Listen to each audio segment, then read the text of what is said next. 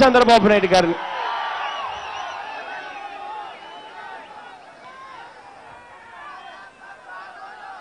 మామూలుగా ఇటువంటి నేరాలు ఎవరైనా చేస్తే ఆ నేరం చేసిన వాడిని మనం దొంగ అంటాం.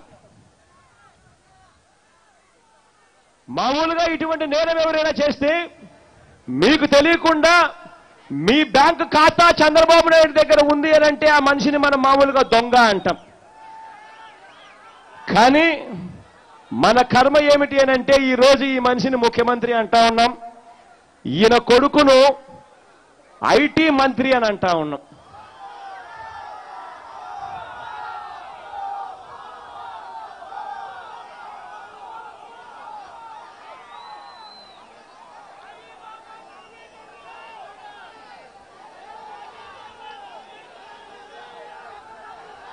ఇదే పెద్ద మనిషి చంద్రబాబు నాయుడు గారిని నేను గట్టిగా అడుగుతా ఉన్నా, మీ అందరి తరఫున అడుగుతా ఉన్నా, ప్రజలందరి తరఫున చంద్రబాబు నాయుడు గారిని అడుగుతా ఉన్నా,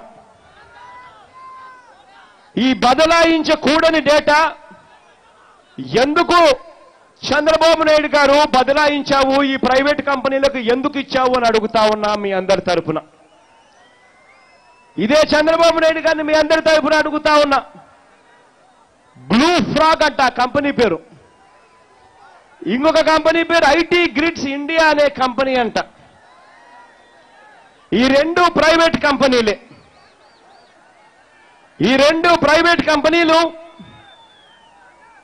టీడీపీకి సంబంధించిన సేవామిత్ర అనే యాప్ను కూడా వీరే తయారు చేశారు. ఈ రెండు ప్రైవేట్ కంపెనీలు టీడీపీకి సంబంధించిన యాప్ సేవామిత్ర అనే యాప్ వీళ్ళే తయారు చేశారు. ఈ ప్రైవేట్ కంపెనీలలో ఓటర్ల లిస్టుకు సంబంధించిన ఉండకూడని డేటా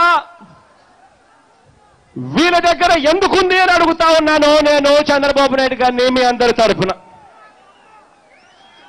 ఈ కంపెనీలు ఎవరివి, ఎవరు పెట్టించినవి, ఆ కంపెనీల యజమానులతో చంద్రబాబుకు లోకేష్కు ఉన్న సంబంధాలు ఏమిటి అని చెప్పి మీ అందరి తరఫున చంద్రబాబు నాయుడు గారిని నిలదీస్తూ అడుగుతా ఉన్నా.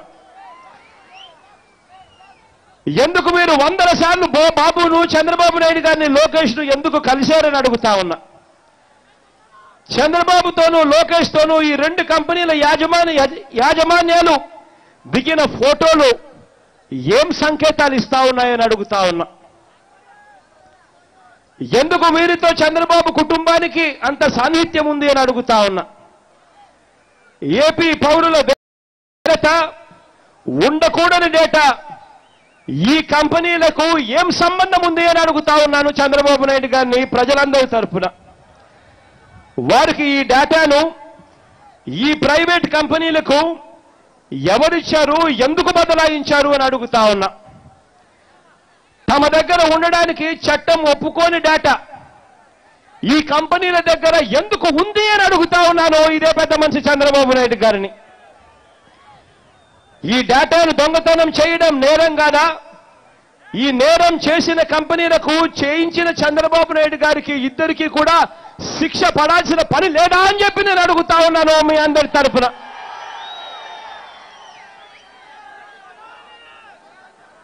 శిక్ష పడాల్సింది పోయి ఈ కంపెనీల మీద దాడులు జరిగితే పోలీసులు తెలంగాణ పోలీసులు పోయి దాడి చేస్తా ఉన్నది అన్యాయం అని చెప్పి దాడులు చేస్తే ఈ పెద్ద మనిషి ఏం చేస్తాడో తెలుసా?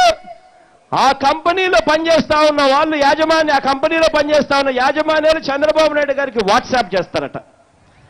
చంద్రబాబు నాయుడు గారికి వాట్సాప్ మెసేజ్ ఇవ్వగానే క్షణాల్లో చంద్రబాబు నాయుడు గారు తనకు సంబంధించిన పోలీసులను పంపిస్తాడు అక్కడికి. మళ్ళీ అది డేటా ఎక్కడ బయటకు వస్తుందో, ఆ డేటా బయటికి ఎక్కడ వస్తుందో, చంద్రబాబు నాయుడు గారు చేసిన అన్యాయం ఎక్కడ బయటకు వస్తుందో అని చెప్పి కప్పిపుచ్చుకునే దానికోసం ఈ పెద్ద మనిషి చంద్రబాబు నాయుడు గారు మన రాష్ట్ర పోలీసులను తన సొంత వాచ్మెన్ల కన్నా అన్యాయంగా వాడుకుంటా ఉన్నారు అనంటే ఈ పెద్ద మనిషి అసలు ముఖ్యమంత్రి పదవిలో ఉండదగ్గ వ్యక్తేనా అని అడుగుతా ఉన్నాను మీ అందరి తరఫున.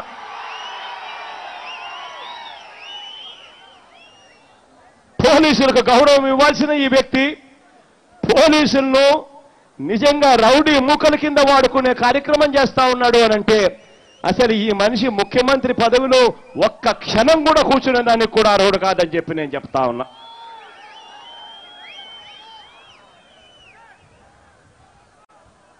ఇదే 2 కంపెనీలు చట్ట విరుద్ధంగా ఆధారు, ఫోటో ఎలక్టోరల్ డేటాను, పల్స్ సర్వే డేటాను, బ్యాంక్ అకౌంట్లను, ఈ 4 డేటాలను కలిపి తెలుగుదేశం పార్టీ సేవామిత్ర, తెలుగుదేశం పార్టీకి సంబంధించిన యాప్, వీళ్ళు తయారు చేసిన యాప్ సేవామిత్రకు అనుసంధానం చేసి తెలుగుదేశం పార్టీ యాప్లో రిజిస్టర్ అయి ఉన్న తెలుగుదేశం పార్టీ నాయకులకు అది పంపించి ఆ తెలుగుదేశం పార్టీ నాయకులు వాళ్ళ గ్రామాలలో ఓటర్లు ఎవరు, ఏ పార్టీకి చెందిన వారు, ఎవరికి అనుకూలమో అని చెప్పి సర్వే చేసి ఆ డేటా సేకరించి ఆ డేటా ద్వారా ఓట్లను తొలగించడము, ఓట్లను నమోదు చేయడము, 2 ఓట్ల కింద ఓటర్లు నమోదు చేయడము, ఇవన్నీ కూడా ఈ రాష్ట్రంలో ఇవాళ జరుగుతూ ఉన్నాయి అనంటే నిజంగా ఈ పెద్ద మనిషి ముఖ్యమంత్రి పదవిలో కూర్చునే దానికి అర్హుడేనా అని చెప్పి నేను అడుగుతా ఉన్నాను మీ అందరి తరఫున.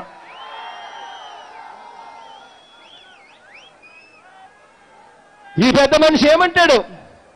ఈ ప్రశ్నలకు సమాధానం చెప్పు చంద్రబాబు నాయుడు గారిని అడిగితే ఈ పెద్ద మనిషి ఏమంటాడు తెలుసా? సమాధానాలు చెప్పడు. సెల్ ఫోన్ నేనే కనిపెట్టానంటాడు, హైదరాబాద్ నేనే కట్టానంటాడు, డేటా గురించి నాకు నేర్పుతారా అంటాడు. అదేదో డేటా అన్నదేదో ఆయన సొత్తు అన్నట్టుగా ఆయన మాట్లాడతాడు. ఆ డేటా ప్రజల సొత్తు. ఆ డేటాలో ఎవరికి ఏ బ్యాంక్ అకౌంట్ ఉంది, ఆ బ్యాంక్ అకౌంట్ నెంబర్ ఎంత, వారి డీటెయిల్స్, వారి వ్యక్తిగత డీటెయిల్స్, ఇటువంటి డీటెయిల్స్ అన్ని కూడా ఏ ప్రైవేట్ సంస్థ దగ్గర కూడా ఉండకూడని ఈ డేటాను దగ్గరుండి ప్రైవేట్ సంస్థలకు ఇచ్చి, తనకు సంబంధించిన ప్రైవేట్ సంస్థలకు ఇచ్చి మన డేటాను, మన ఆస్తిని, మన విషయాలను అమ్ముకుంటా ఉన్న ఈ వ్యక్తి డేటా గురించి నా డేటా అంటాడు ఈ పెద్ద మనిషి చంద్రబాబు నాయుడు గారు.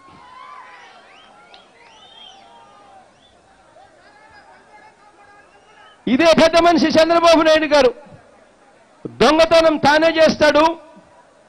దొంగతనం చేస్తూ పట్టుబడితే కనీసం ప్రజలకు క్షమాపణ చెప్పాలి అన్న ఆలోచన కూడా రాదు. దొంగతనం చేస్తూ పట్టుబడితే ప్రజలకు క్షమాపణ చెప్పాల్సిన బాధ్యత నుంచి పక్కకు తప్పుకొని ఆ మనిషి దొంగ దొంగ దొంగ దొంగ దొంగ దొంగ అంటూ ఇంకొకరి మీద నెపాన్ని నెట్టడానికి ప్రయత్నం చేస్తాడు.